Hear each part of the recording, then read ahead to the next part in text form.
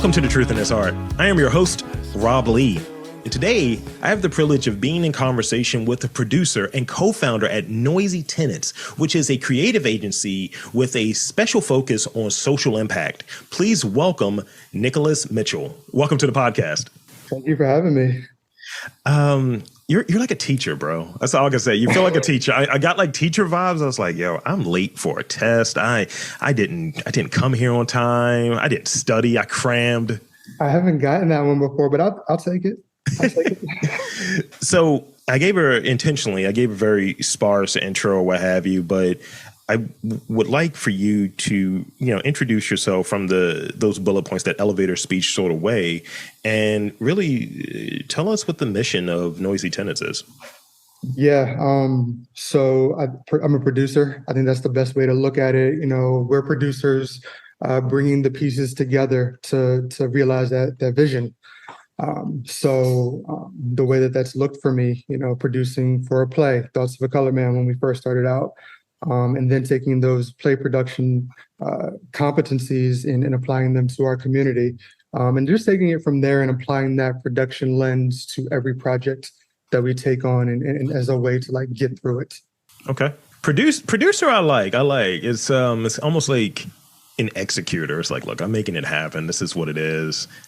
It's general and specific enough to you can wrap your head around it and be like, all right, I know that role. And it lives in different spaces as well, music, film, insurance, anything. Yeah. So you mentioned vision. So I definitely want to ask this. I'm always interested in when someone has an idea or concept of what they're doing, and I'm speaking more macroly here. When did you first share the vision of Noisy Tenants?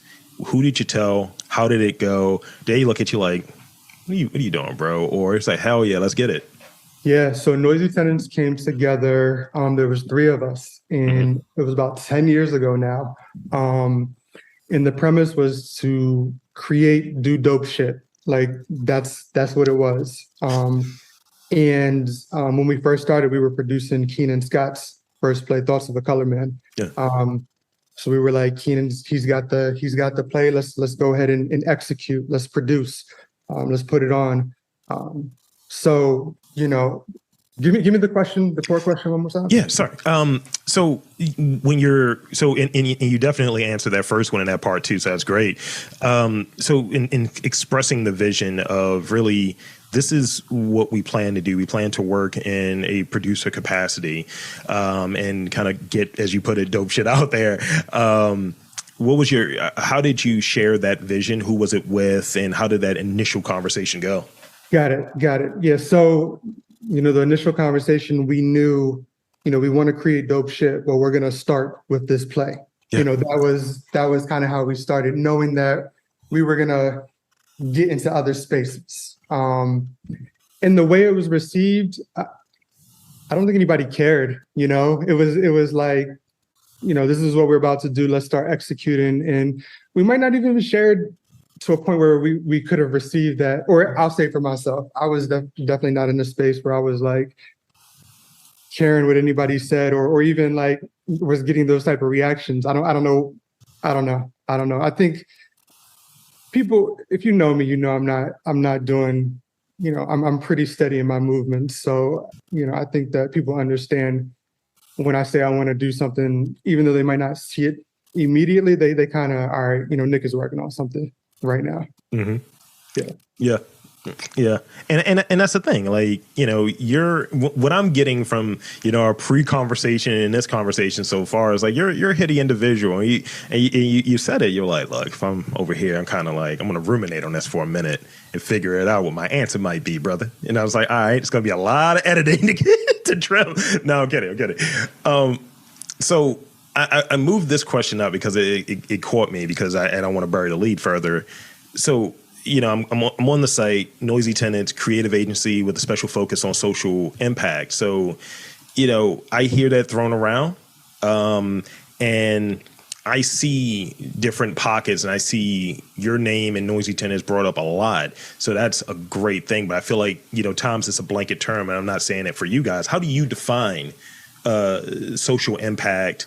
Because many organizations talk about it, but they have varying definitions of it or various approaches towards it. I think it starts with how you treat people, for one, and taking it from there. How it could look is, if we do a project, the Noisy Burger project, the first pop-up, we're going to make sure we write a check to the Green Mountain West Community Center, because that's how we leverage, that's how we can do it. It's when we launch Noisy Burger as a full-time stall, we're going to make sure that we have Baltimore City students in here, and we're going to make sure that we're giving them as much money as we can give them. That to be, I'm not going to say that it's how you think about the approach to folks. I think that's where I start anyways. How are we going to treat these people, treat our people, treat who we work with. And that kind of dictates the decision-making that comes up in projects, in business, in stuff like that.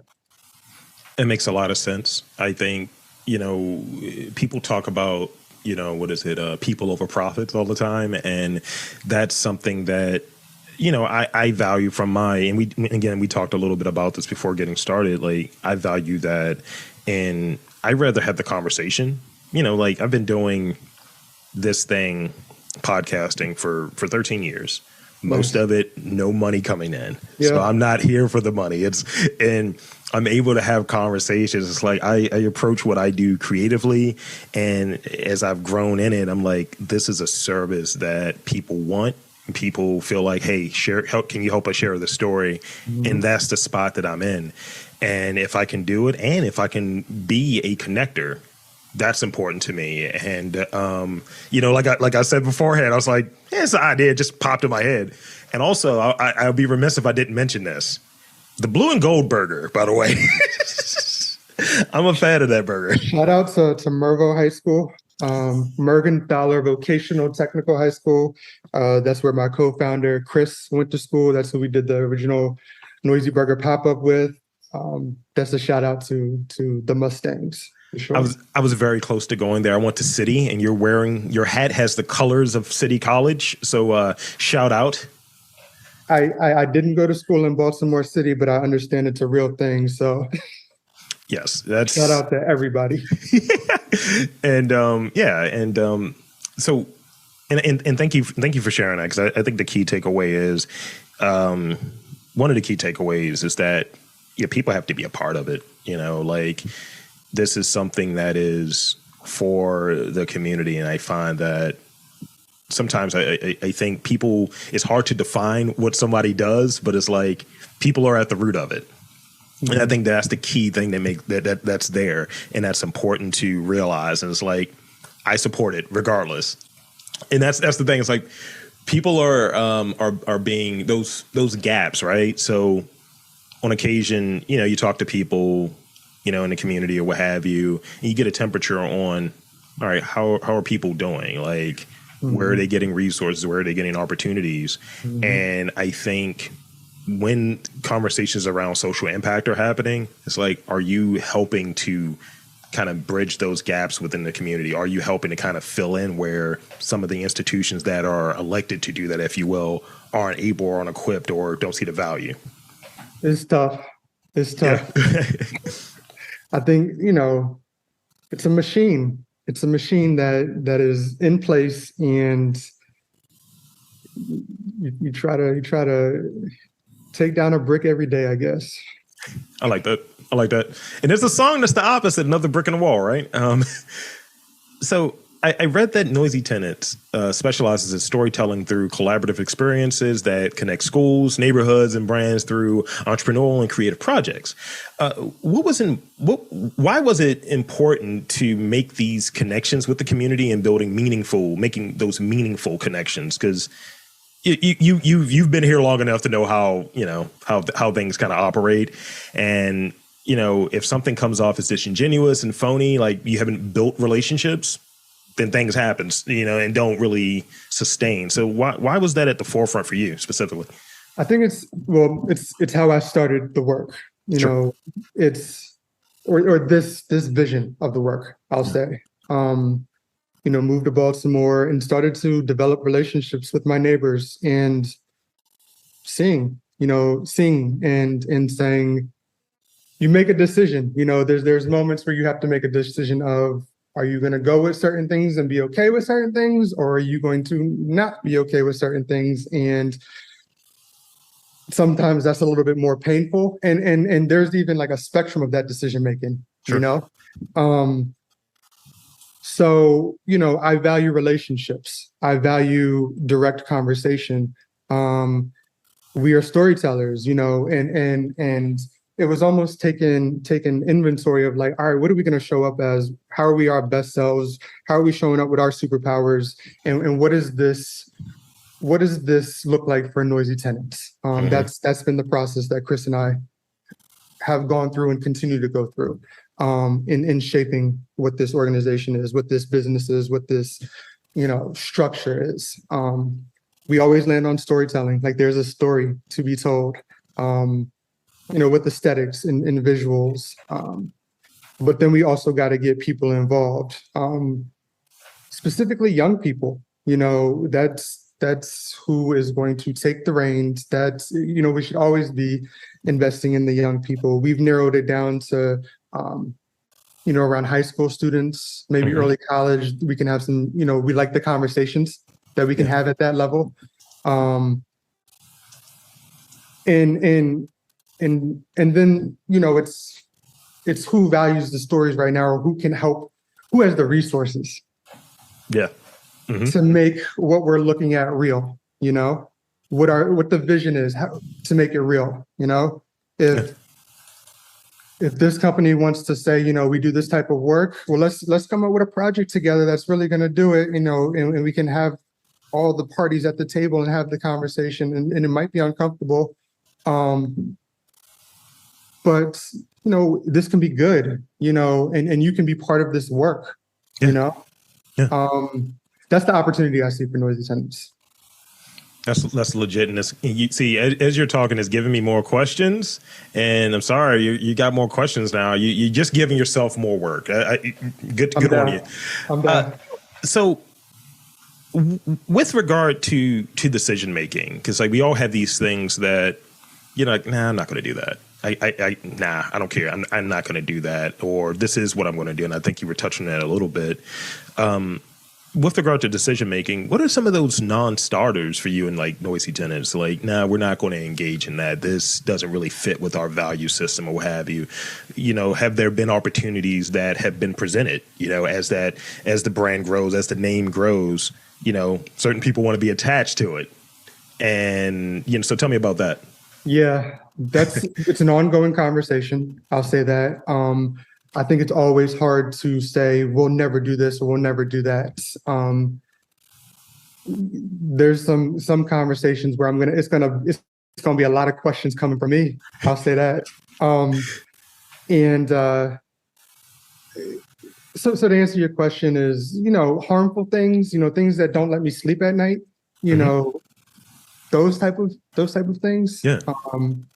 I'm hesitant to get into like have we turned down or been like, this probably isn't the best thing for us? Absolutely. Yeah. Absolutely. Or even being like, hey, if we're going to go to the next step of whatever these conversations are, we need to surface these things. These are the concerns, Yeah. No, that's legit. And it's, I think as more and more things come up, I've looked at like what I'm doing and going through, let's say, the Empower Baltimore program and really thinking of like, all right, do I take this? Because I think a lot of times artists are entrepreneurs and entrepreneurs can be artists a lot of times. And I'm looking at what I do. I'm like, all right, let me flesh out the business side of it and what can I offer in this way? And if people want to have a presence in podcasting, how can I make that easy for them? And but who do I want to work with? Because if I'm putting my background, my reputation, and my skill set towards this, and this doesn't match, then it's like I'm not standing on anything that matters. I'm just going for money, and that's not what's baked into my work and why I do what I do. And So yeah, that's kind of that non-starter for me. But there are times where, we have these differences, and you have to find like a middle ground. Some people don't believe in. I remember this book that I started reading. This like never split the difference. And that's hard. That's really hard because you're like, I want this opportunity and it's not terrible, but how can I put my concessions out there? And which ones do I just say, all right, I'll concede on that one, or no, this is a non-starter. That's the thing. Yeah. It's tough. Yeah. That's the best way to put it. It's because one of the things is growth. And I think when you're in a spot where its impact is not just one or two people. It's like I might not be 100% on a particular thing, but if it has an impact, I think for multiple people, like, and that kind of directs some of the questions I might ask people in an interview. Like if an artist is listening to this podcast, or a small business owner, or someone who wants to launch an agency, I might just be interested in, so tell me more about burgers, brother. Also creativity. But I might want to learn more about your process and your approach towards leadership, because that's impactful for me, but also for listeners. Yeah, so the Green Mountain West Community Center, I co-founded it with Keisha Webster. And one of the things that she used to say is, or when we would have these types of conversation is for the greater good. And that sticks with me in those moments. I love that saying more than, because because it turns me when someone's like, oh, the lesser evil. No, greater good, not lesser evil. We don't deal with evil. So storyteller, right? I'm a story facilitator, as much as like I've been on LinkedIn a lot, and you read those goofy. I'm an evangelist for marketing, Les. But I think that I'm a facilitator. I think I try to invite the guests to tell their story, and I try to help direct it in a certain way, but really it's for the guests. So I want to get your take on it. And I know you're going to overthink it because I do the same thing. What's the story of Baltimore, like from your vantage point or what have you, and maybe frame that in the last year? Or what's the story for Baltimore, maybe in regards to social enterprise or social innovation in the last year or so? So context, moved to Baltimore 10 years ago from Anne Arundel County. So the story of Baltimore, I think when I think about Baltimore, I think it's going to be important. I think it's going to be an important city. And I don't know what that means, but I think it's going to be an important city. Yeah. And that's kind of like in a good way. Yeah. In a good way. And we'll see what I don't know what that means though, but that's the feeling I get. It's almost palpable where, it's just this one thing. And I think DIY is a thing that's here. I think resilience, and I don't want to sound like I'm throwing out buzzwords, but I think it's just embedded in the people here. When you're from Baltimore, those are things that are there. And when you're here long enough, those are things that are there. And regardless of how many impediments are put out there, how many goofy stories or what have you, we seem to still get out great stuff with even less and less resources. So, opportunities and entities like Noisy Tenants, for example, is definitely needed and definitely, serving the community. I always joke about, not even joke, because this is an observation. I try not to be too cynical or too satirical about it, but it's like, a mix of scarcity and kind of mid opportunities. But, when you have folks like yourself that are doing good things and we can see you around and see the impact that you're putting out there around. And like I'm saying, I'm not capping when I was like, no, I get burgers. I get burgers from you guys. Like, or being able to have this conversation with me today. It's like, I'm looking at the shirt you're wearing now. I've seen that logo around a lot, actually. Okay. So yeah, it's around and it's available. And even, the same idea of, I guess, what I'm attempting to do or what I'm trying to do here, what the purpose of it is, people will see me in Art Walk. They'll see me in and around. And it's like, oh no, you're a person that's really of the community. So I think so Baltimore has so many like great minds, so much talent that it could be a city where it almost like, we had the conversation around you wanting to work with other people, that dynamic of who's working with who and whatnot. I think Baltimore has an opportunity to be this space where, hey, you align with the people here, Yeah. and I'm gonna show up how I am, and you can get with that. Yeah. It's that thing of like finding your people too. And I think that there are so many different groups that it's like, look, I'm making this. It's no silo. It's no one set way of doing something. And I think that's the beauty that's there. And even though the credit isn't always given out, and not to say that we're looking for credit, but, pay homage, we still do it. We still make it happen. And you see other people kind of copying it that are outsiders. And it's like, while you're saying all of that bad stuff about us, know that this is what you're taking from us. This is what you're getting from us. And this is what our contributions are. At least that's my 2 cents. I hear you. Mm-hmm. I think keep on doing you, keep on. That's so good advice. I love it. Because I mean, it's the real thing. It's, sometimes the simplest things. And sometimes it's when someone says, it is what it is, it's like, yeah, that means acceptance. You know where you're going. Yeah. You know where you're going, and if you're paying attention to other things, you're not going there. Yeah. Yes. See, if this was in person, I would have given you a fist bump on that one. I'm not even going to stunt. So I want to ask you questions about leadership and culture. So I'm going to start off with this first one.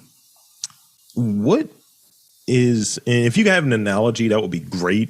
But what is your philosophy on leadership, and ultimately, as a leader, how do you stay accountable to yourself? It's something that I think about a little bit more now than maybe I did even 2 years ago. When I look at it a lot differently now.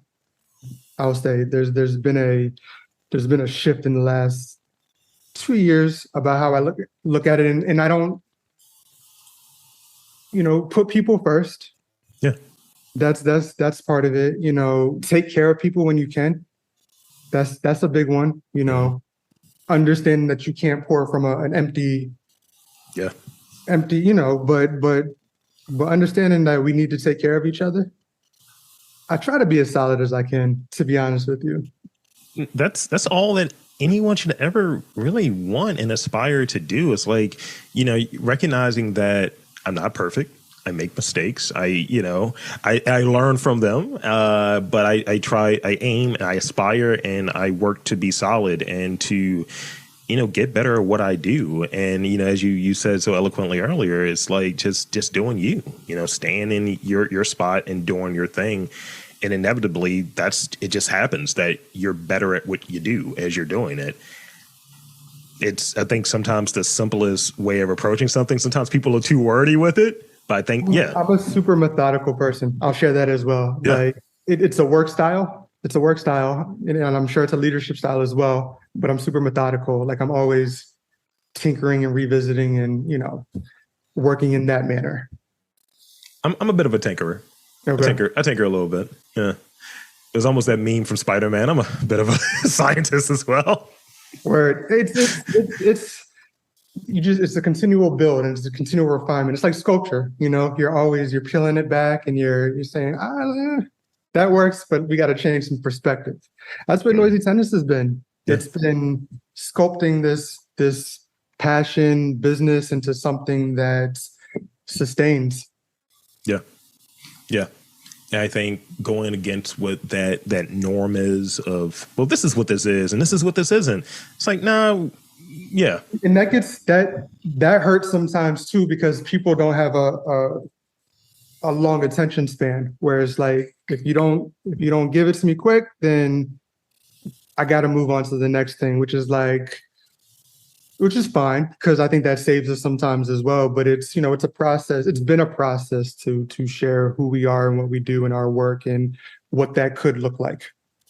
Yeah. And I relate to that a lot, actually, and trying to grow this out and talking about what it is and how it works and what the benefits are, and even looking at it to having that line of there's a content side and there's an administrative, more business consultation side of things, and being able to articulate it. You have people who like, I dig it, I like what you do, but then how do you grow it out? And sometimes with the attention span thing you touched on, it's a terminology that they use in professional wrestling. They use car crash promotions.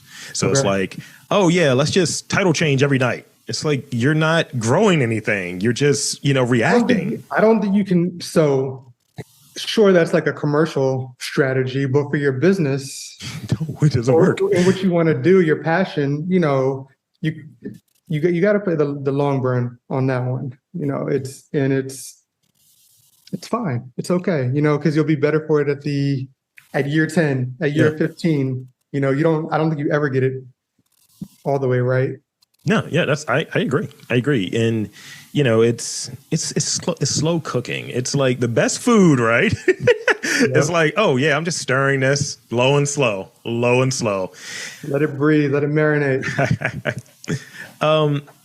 So, and I think this ties to the tinkering piece. So I read that mastering these smaller details helps with confidence when you inevitably run into some of those roadblocks that they happen.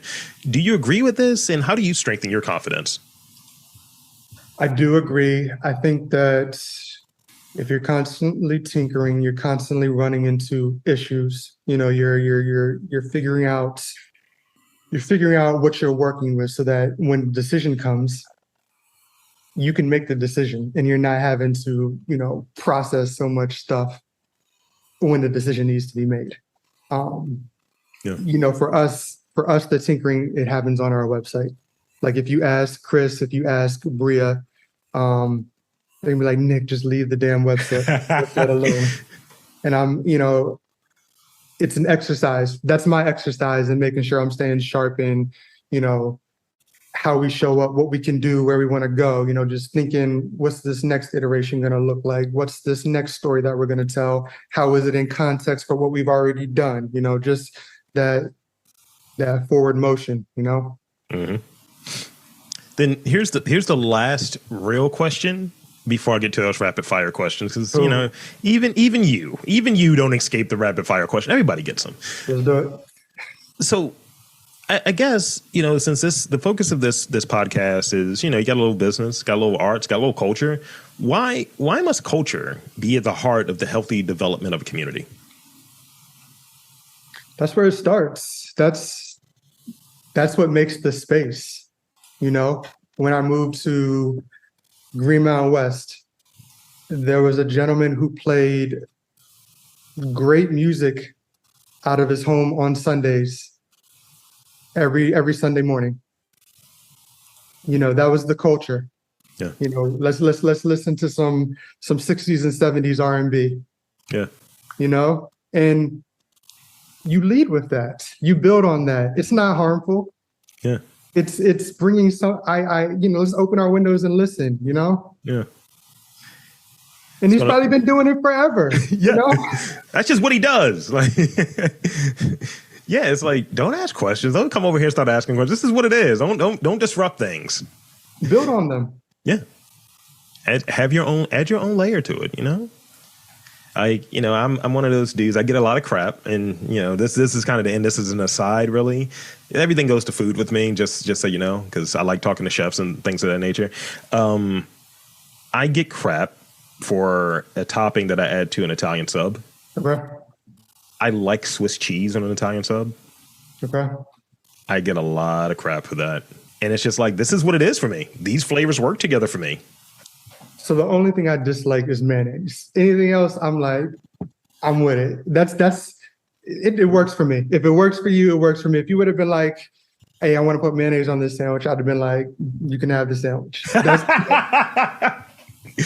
my only thing. But yeah, Swiss cheese, it's white like provolone cheese. It has the same consistency. You might just like the flavor a little bit more. I think it's a go. I do enjoy mayonnaise, but I use bougie mayonnaise, just so you know. I use Japanese mayonnaise. You can have it. I thought we were becoming friends here. I didn't know what was happening. We were close. We were almost there. So that's the end of the real questions, and I already kind of started with some of these rapid fire questions. But So let's see. I want to start off with this one. Favorite ice cream flavor? Chocolate. I'm a vanilla guy. See, again, differences. But they come together and make sweet, sweet music, though, when you get that blend, that soft serve blend. Agreed. Favorite movie genre? I don't know if this is like a realistic comedy, like a Friday. Okay. I like that realistic comedy. I watch a lot of horror movies, but if you throw out a good quirky comedy with a lot of dialogue, it's like, all right, I'm here. I like something. When I watch a movie, first of all, I'm not watching a lot of movies right now. So when I get to watch a movie, I like it to be easy, you know? Yeah. I like to throw out dialogue and conversation. That's what I use to see, like, who are my people? I'll make a reference to a movie, and that's like, oh, that's funny. Yeah. Yeah. What was your first job? I worked at Quiznos subs, making subs. So you appreciate my hot take on subs. Absolutely. I've probably made that sandwich before. In terms of doing one thing well, you, Nick Mitchell, I'm going to go with Nick. I think we're on that basis now. Absolutely. How would you, in terms of doing one thing well, how would you summarize what you do in terms of one thing well? I think that I will relationships in the sense of, like, I want to enter a conversation. I want to learn. I want to get to know you. I want to build on what it is that you're saying and connect the dots and really just understand. And not being afraid to be like, I don't know what that means. Can you tell me so I can have this conversation with you and we can take it somewhere, That comes through. That definitely comes through. So you do it well. I don't do anything well. Lastly, what hashtag, because we're millennials, what hashtag best describes you? Hashtag. Is there any more rapid fires? That's the last one. That's the last one. Last one? Yeah. Oh. Hashtag Mr. Nick. That's what they call me. That's what the young people would call me, Mr. Nick. Okay. I'll take it. I was thinking you were going to throw out Tinkerer. Nah, Mr. Nick. Gotta take it back to the young people in the neighborhood. Absolutely. So big shout out to you. Much appreciated for all of the stuff that you and Noisy Tenants are doing. And so I want to thank you for being on this podcast. And I want to invite and encourage you to tell the fine folks where to check out you and the work that you guys are doing. Yeah, thank you for having me. You can check us out at Noisy Burger. That's a social enterprise we started with high school students and is now staffed by high school students as well, Baltimore City high school students. Shout out to our seniors that just graduated and are going on to do some great things. Corey's going to UMES. Rob is about to enter into the fire department. Amari is in school right now and has some plans for Feed the Streets, so look out for that. We got a young lady going to University of Maryland. So we got some good young people in there. I want to shout them out. At social media at Noisy Tenants, on Instagram at noisytenants.com. Email us, nick@noisytenants.com. Yeah. So there you have it, folks. I want to again thank Nick Mitchell for coming on from Noisy Tenants. And I'm Rob Lee, saying that there's art and community, culture in and around Baltimore. You just got to look for it.